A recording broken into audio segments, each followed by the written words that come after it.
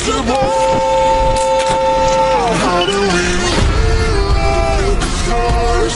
Say you were meant to be mine, and nothing could keep us apart. 'Cause you are the one I was meant to find.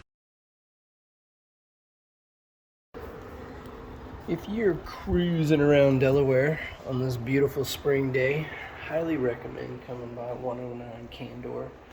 We've got an open house. This place is looking beautiful. There's this fabulous kitchen.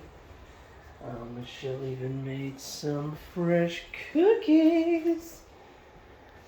I gotta tell you, I got a recent diagnosis with some type 2 diabetes, and I've got to take some responsibility for that, but so does Michelle. Like, if she wasn't making delicious treats all the time, maybe I wouldn't be so apt to have too much sugar sometimes. So I bear some of the brunt of that. I'll admit it. But Michelle's got to own some of this too. I mean, if I didn't have temptation looming all the time from such a sweet, loving wife, maybe I wouldn't be apt to have too much sugar.